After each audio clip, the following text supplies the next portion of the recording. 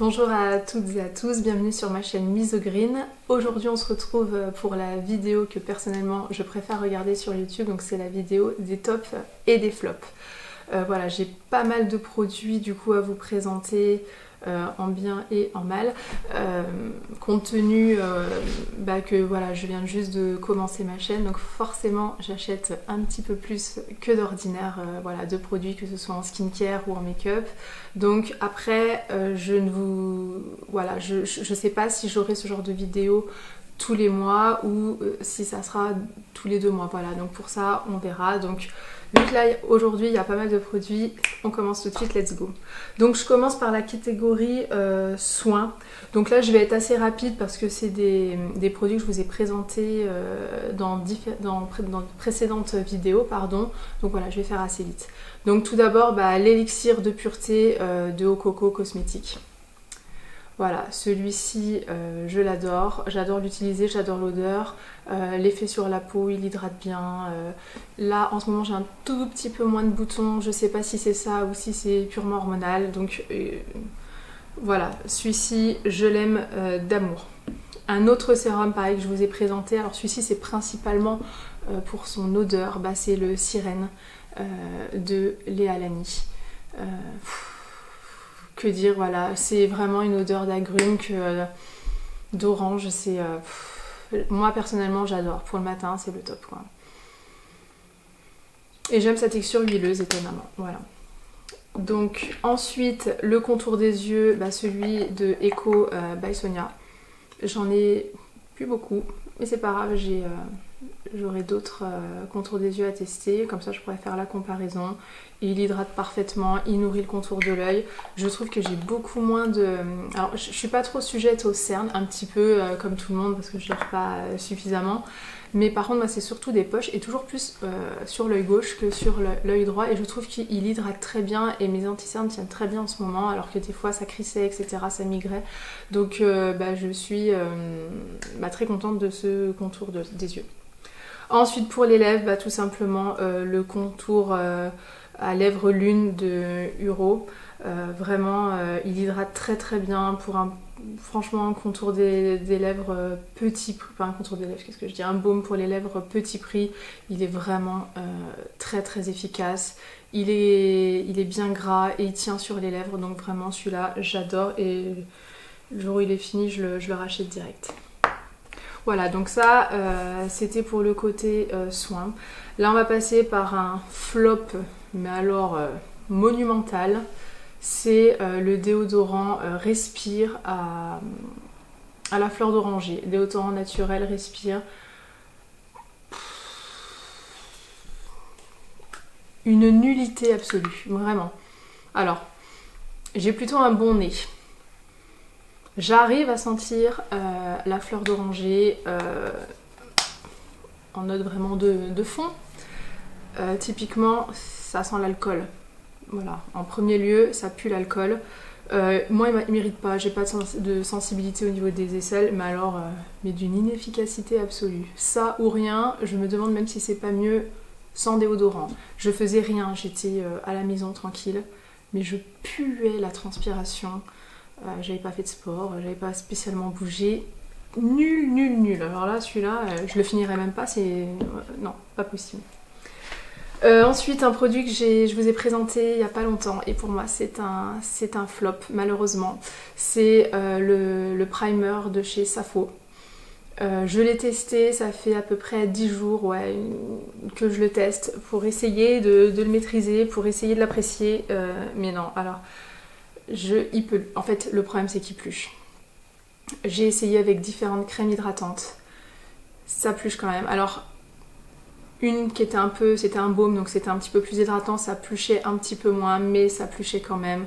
Moi personnellement, quand je commence comme ça un make-up, ça m'énerve beaucoup.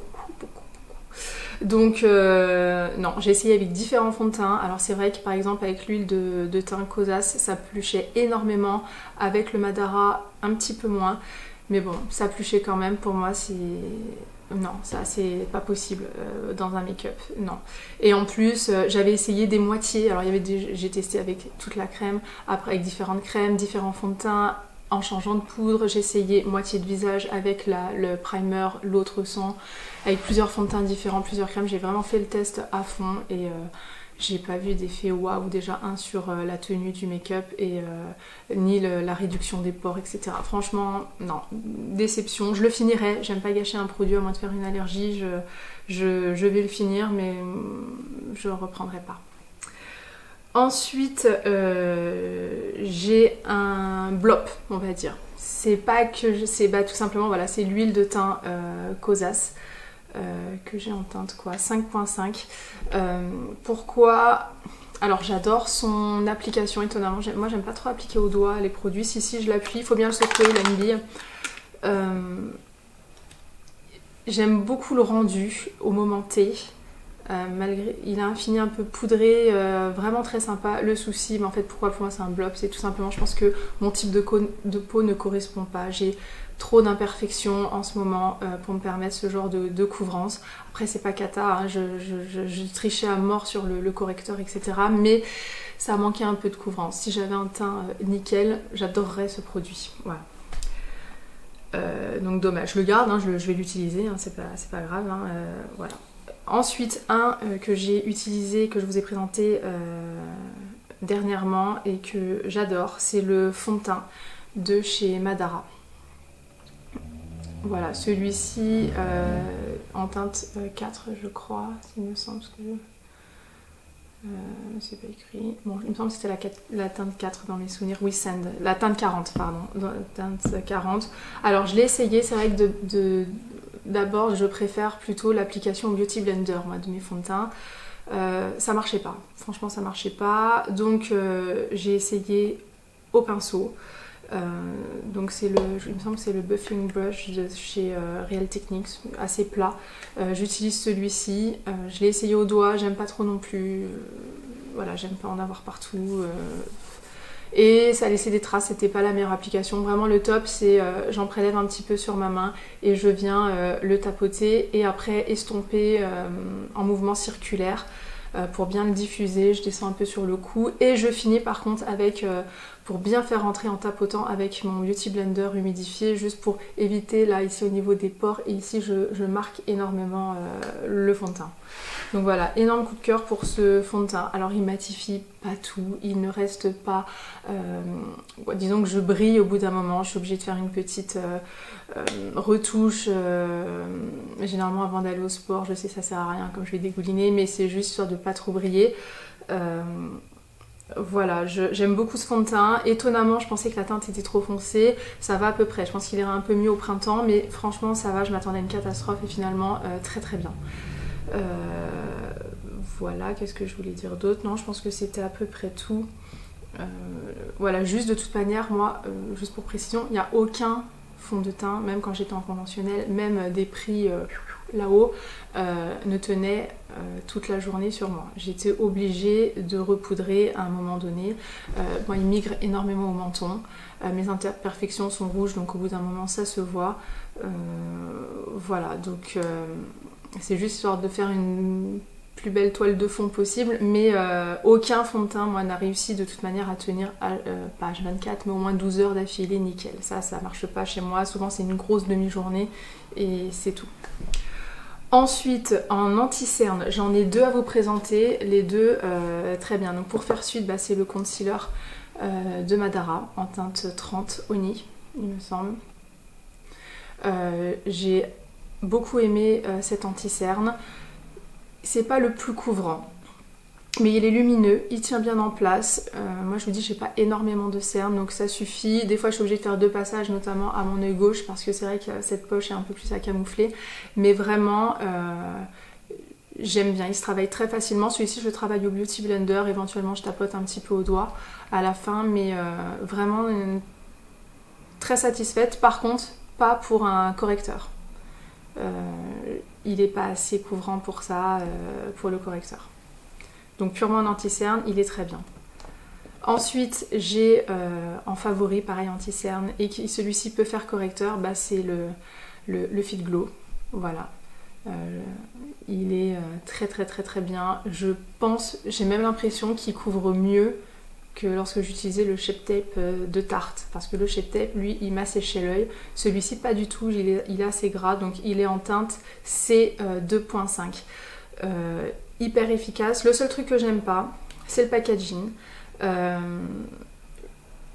Je pense qu'il va en rester une tonne au fond, qui a du gâchis. Je sais pas pourquoi, depuis le début que je l'ai ouvert, ça délivre pas beaucoup de produits et je pense que je vais galérer à récupérer la fin de produit. Je pense qu'il va y avoir du gâchis malheureusement, mais il est super efficace. Il marque un tout petit peu les pores ici proches du nez parce qu'ils sont très dilatés chez moi, parce qu'il est très couvrant, mais par contre niveau couvrance c'est le top du top, même pour les boutons.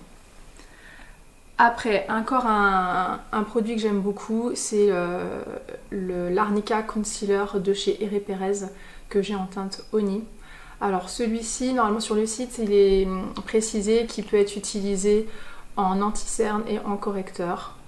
Alors j'ai essayé, en anti-cerne j'aime pas trop, mais ça je pense c'est propre à moi, c'est psychologique, j'aime pas utiliser les formats en pot, en fait je sais c'est bête, c'est comme ça, je préfère les tubes pour l'anti-cerne et ça pour moi ça a plutôt une utilité de correcteur. Il est très bien, alors ça met qu'il a une couvrance totale, non faut pas déconner non plus, il a pas une couvrance totale, il a une bonne couvrance, faut en remettre, moi je suis obligée d'en remettre un petit peu, je sais pas, plutôt en fin de journée, voilà, quand je fais ma retouche.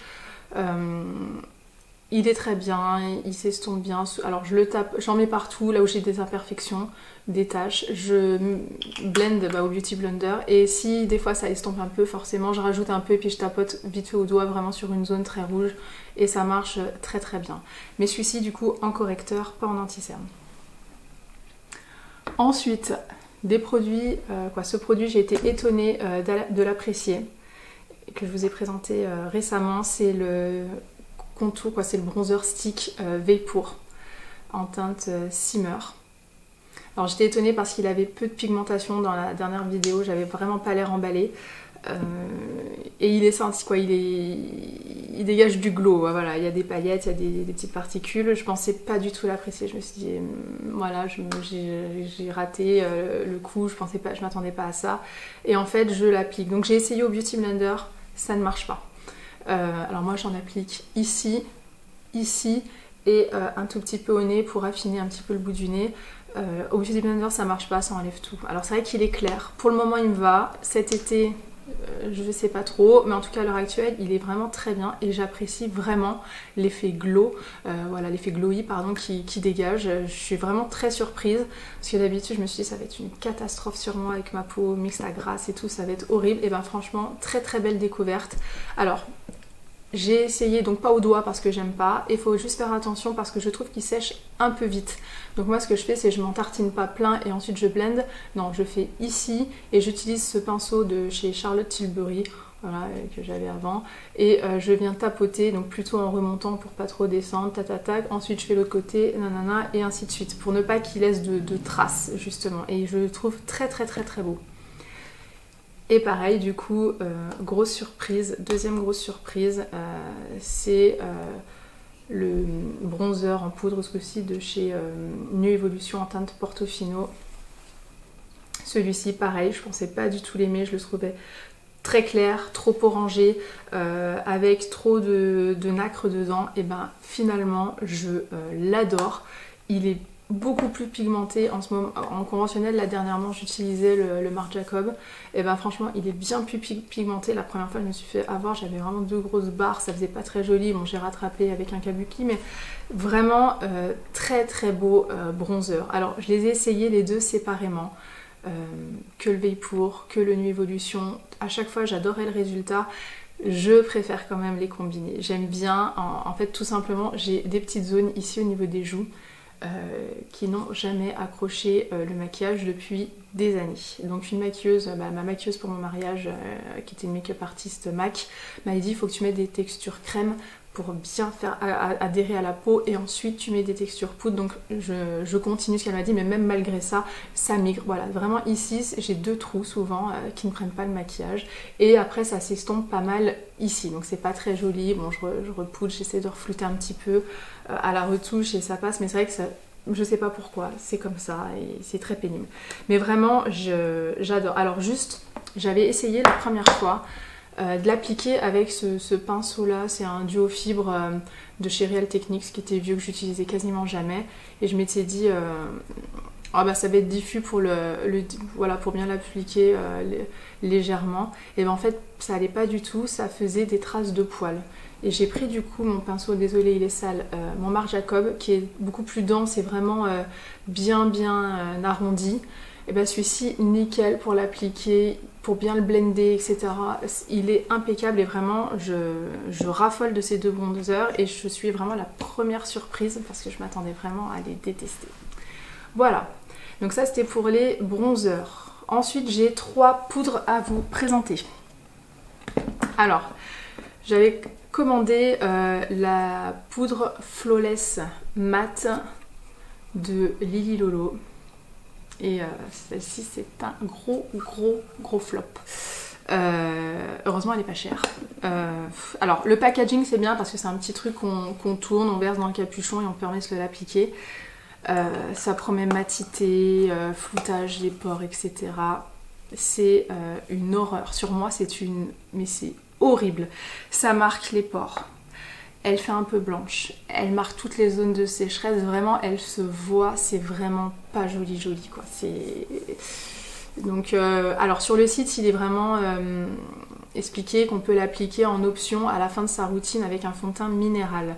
Alors c'est vrai que moi je n'ai pas le fond de teint minéral de Lily Lolo. Alors je vais pas la jeter, je vais la garder et je pense un jour acheter le fond de teint minéral, me faire une routine un peu minérale pour voir ce que ça donne et je verrai à ce moment-là si elle n'a pas une meilleure fonction. Mais normalement c'est une poudre de finition matifiante, c'est censé matifier avec n'importe quel fond de teint et là clairement j'ai essayé avec plein de fonds de teint différents, même mes restantes conventionnelles, nul.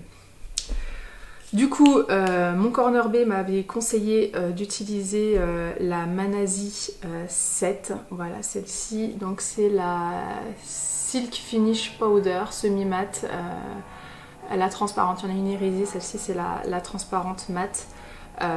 Alors celle-ci, juste ce que je n'aime pas, bah, c'est le packaging, parce que ça en fout partout, il n'y a pas de petit... Ouais, il y a un tout petit tamis, mais le pot est trop petit. Donc pour mettre, moi j'ai un gros pinceau de poudre, c'est pas du tout pratique. Par contre effectivement celle-ci elle est vraiment beaucoup plus fine, elle matifie beaucoup mieux. Franchement celle-ci, coup de cœur, vraiment. Comparé à l'autre, mais c'est pas compliqué non plus. Ensuite, une autre que je n'aime pas de poudre, c'est une poudre compacte d'Herré Perez. Voilà. Donc c'est la Translucent Powder au maïs. J'aime pas du tout. Alors je l'utilise parce que j'aime pas gâcher. Mais j'aime pas du tout cette poudre. Pareil, elle marque, elle est trop visible, elle ne matifie pas assez. Alors je l'utilise notamment en retouche, par exemple avant d'aller au sport, je brille un petit peu, donc je passe comme ça avec un petit kabuki et ça fait l'affaire. Et en plus le packaging, franchement, je l'ai même pas fait tomber, il s'est cassé, voilà quoi. Donc je la termine, mais je ne rachèterai certainement pas. Voilà pour ce qui est des poudres. Ensuite, j'ai le blush Kosas, le Longitude Zero. Depuis que je vous l'ai présenté, je l'ai mis tous les jours. Tous les jours, je l'adore. Il fait un petit teint vraiment réveillé. Je vais pas dire naturel parce que moi j'ai pas trop un make-up naturel, je charge un peu. Mais il donne bonne mine directe et franchement j'adore. Bon. Comme je l'avais deviné, j'aime pas du tout l'enlumineur. Il est trop poudreux et beaucoup trop rose. Voilà, moi et puis un peu trop subtil pour le coup. Je préfère qu'il se voit un peu plus. Mais par contre, dommage que, voilà, que ce soit pas tout en fait le blush, comme ça aurait été vraiment top. Et pareil, problème de packaging. Hyper dur quoi, ça va se péter les ongles pour ouvrir voilà, là j'y arrive plus, souvent je prends un petit truc pour l'ouvrir, sinon impossible. Voilà, alors ensuite pour les sourcils, j'ai ce coup-ci un coup de cœur de chez Lily Lolo, donc c'est la poudre à sourcils en teinte dark, bon désolé c'est un peu crade. J'adore. Alors avant je faisais mes sourcils uniquement avec des crayons ou des pommades, notamment Anastasia Beverly Hills ou le Brow Blend de Urban Decay. Je prenais jamais la poudre, je sais pas pourquoi, j'avais jamais essayé et en fait j'adore, c'est beaucoup plus naturel finalement, juste et c'est beaucoup plus rapide. Je prends un petit goupillon, tac tac, je brosse pour enlever un peu le fond de teint, les poudres, etc. Même pas quelques secondes c'est fait, on rebrosse et hop c'est terminé. Donc gros coup de cœur pour cette poudre Lily Lolo qui coûte en plus rien du tout. Juste par contre moi j'utilise pas la cire, il y a une petite cire un peu en pommade pour faire tenir. Moi mes sourcils je passe le goupillon, je les brosse vers le bas, je coupe, je brosse vers le haut, je coupe, donc ils sont toujours assez voilà, bien au carré, donc j'ai pas besoin de cette cire. Alors ce coup-ci, un gros flop, pareil, c'est le premier produit green pour les sourcils que je me suis pris, c'est le Dark Brown d'Anthonyme. Voici une catastrophe. Alors pourquoi pour moi c'est un flop pour moi?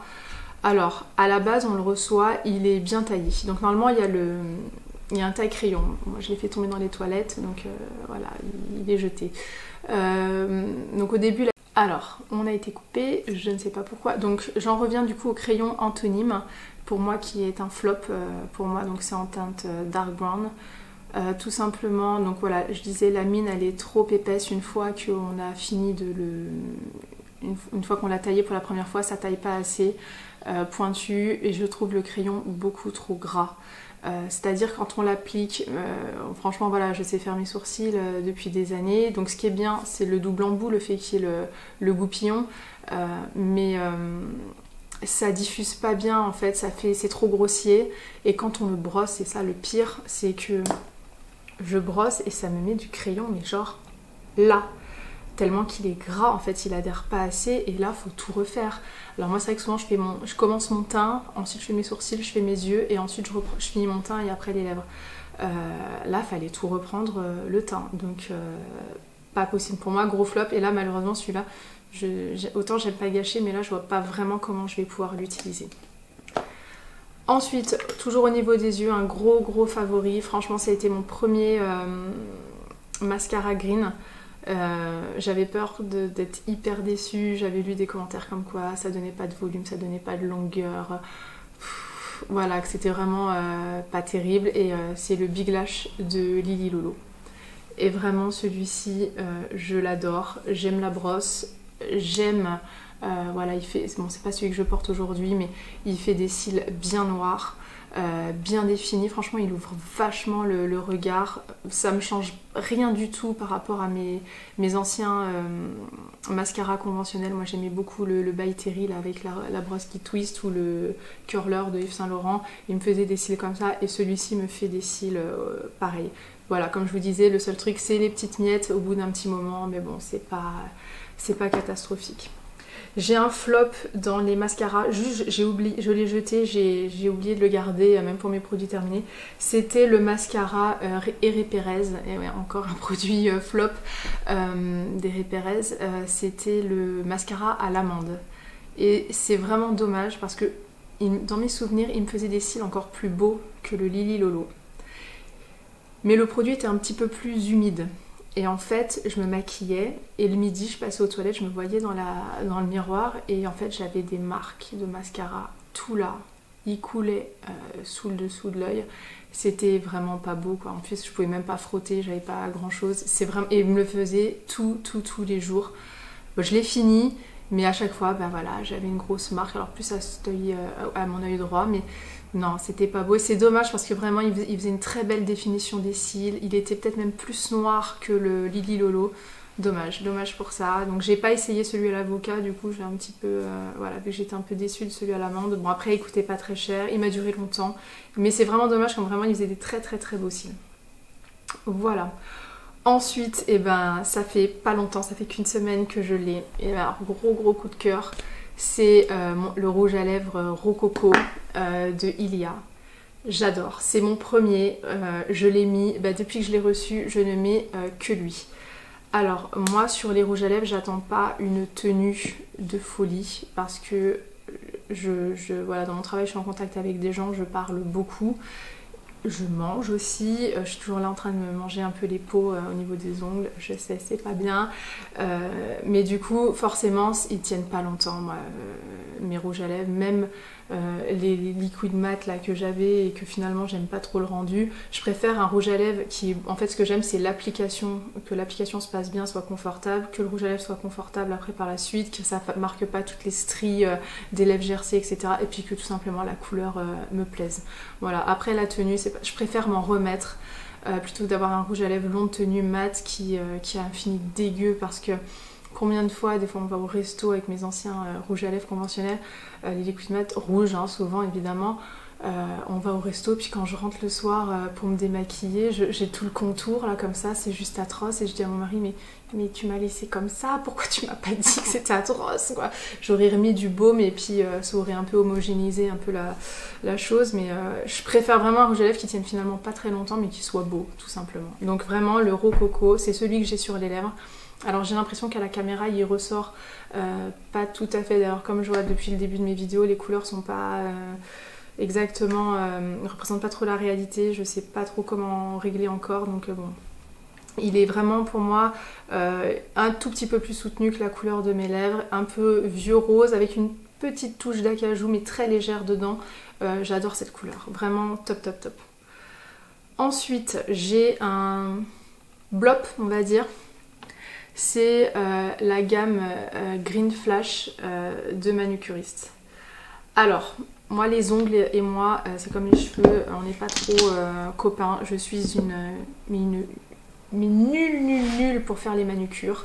Alors pendant des années j'avais pas les Chanel, j'avais les Dior et les Yves Saint Laurent, je passais 1 heure comme ça à attendre que ça sèche et tout devant un souffleur, j'achetais tout pour que ça marche, rien à faire, ça ne marchait pas, et compte tenu de mon travail je me lave les mains à peu près 50 fois par jour, donc ça tenait une journée. Je me dis j'ai passé 3 heures à me faire les ongles pour une journée, mais même pas une journée, il s'écaillait bien avant.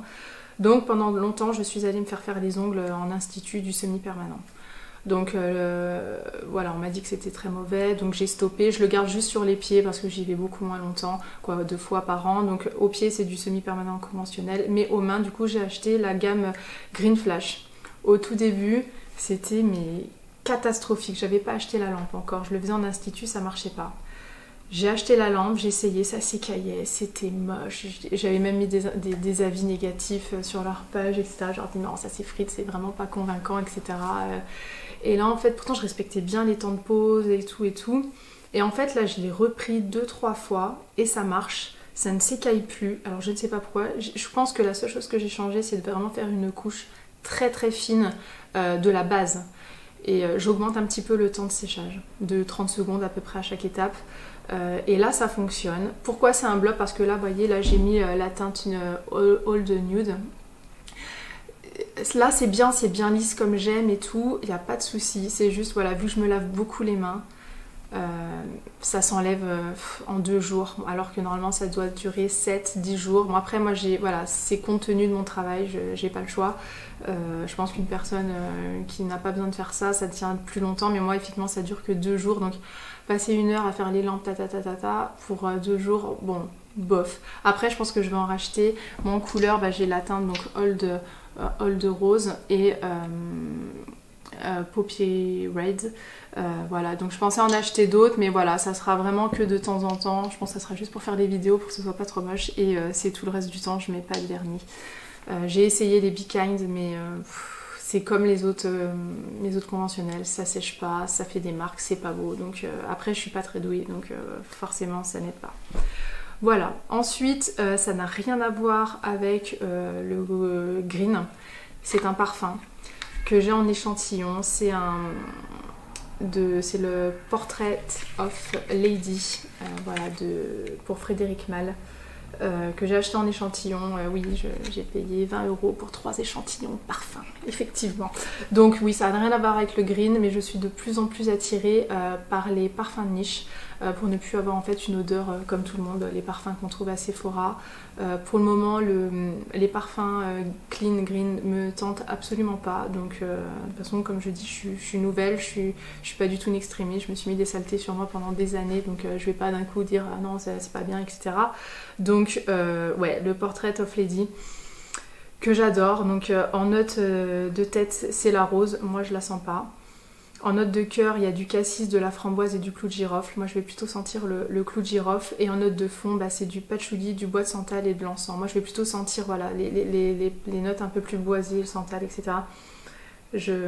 Alors que là, à la base, je l'avais pris pour plutôt le cassis, framboise, le côté un peu plus fruité. Je les sens pas, mais alors j'adore ce parfum. J'avais pris également le parfum de Thérèse et Music for a While, mais j'aime beaucoup les trois, mais mon préféré c'est celui-ci, donc je pense que je vais un jour me le commander, pas tout de suite, comme il faut savoir que les parfums Frédéric Malle coûtent une blinde, concrètement 50 ml c'est pas loin de 200 €, donc bon, je le mets sur la liste et je pense le prendre un jour parce que vraiment j'adore l'odeur. C'est pas celui qui tient le mieux, hein. Le Music for a While tenait beaucoup mieux, mais il y avait une odeur de lavande et j'aimais moins.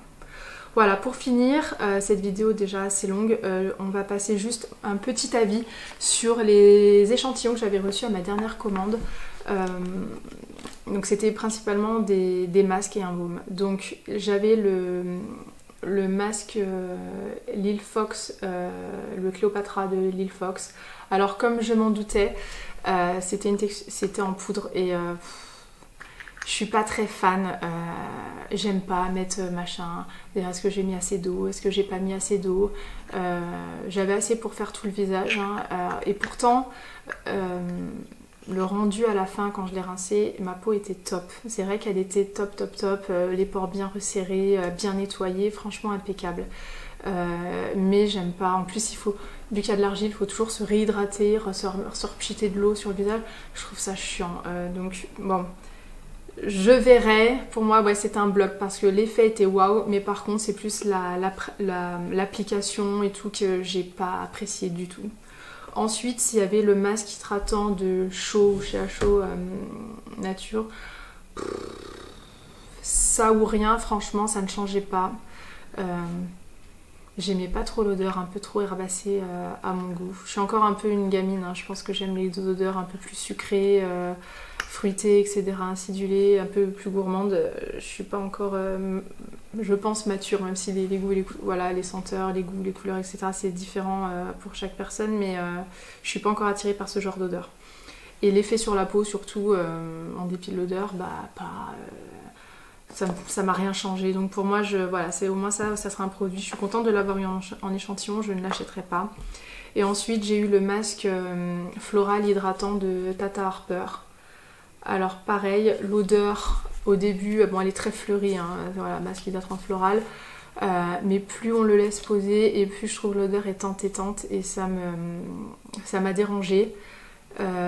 Pourtant, par contre la texture à appliquer juste waouh, j'étais là, je fais ah pourquoi ma peau n'est pas aussi douce que ça en réalité, mais par contre une fois qu'on le rince, bah, malheureusement elle reste pas douce, donc je rachèterai pas. J'ai pas regardé le prix Tata Harper, mais je sais que ça coûte très cher, donc je suis pareil, ravie de l'avoir eu en échantillon, ça n'a pas été très concluant sur ma peau. Après c'est des masques hydratants, j'aime hydrater mais je préfère plus les choses un peu purifiante et vraiment j'ai pas senti l'hydratation suffisante, voilà, tout simplement. Et le dernier, je sais plus ce que j'en ai fait, c'était le baume sublime d'eau coco et gros coup de cœur pour ce baume. Voilà, j'adore, donc je pense que une fois que j'aurai fini mes crèmes hydratantes, je vais direct me l'acheter. J'avais peur parce que baume, j'avais peur que ce soit trop gras et je l'ai d'abord utilisé le soir pour voir ce que ça donnait. Alors il teinte un tout petit peu à l'application parce qu'il est orange et c'est vrai que ça teinte légèrement, mais une fois qu'on l'a bien étalé, qu'il rentre, il n'y a pas de souci. Je suis pas fan de l'odeur, tout le monde parle d'une odeur waouh et tout, non, j'aime pas trop personnellement, mais l'effet, une hydratation, il nourrit, c'est le top et il m'a pas donné de boutons. Bon, j'ai pu en mettre 3 fois, hein, donc c'était correct, j'ai pu me faire une petite idée, faudrait voir sur du plus long terme évidemment. Je l'ai mis le matin, mon fond de teint s'est comporté nickel, c'était un peu la seule chose que je craignais. Et vraiment un effet tellement agréable au toucher, etc. Vraiment top. Voilà, donc c'était tout, c'est déjà pas mal pour ce mois-ci. Donc je vous dis, je sais pas si on aura en février, mais en tout cas j'étais ravie de vous présenter mes tops et mes flops de ce mois-ci. N'hésitez pas à me dire en commentaire quels sont vos favoris et vos flops, hein. Ça peut m'éviter des achats éventuellement inutiles, même si ça dépend évidemment de chaque personne, hein, forcément. Voilà, et écoutez, je vous fais de gros bisous et je vous dis à bientôt pour une prochaine vidéo. Bye bye!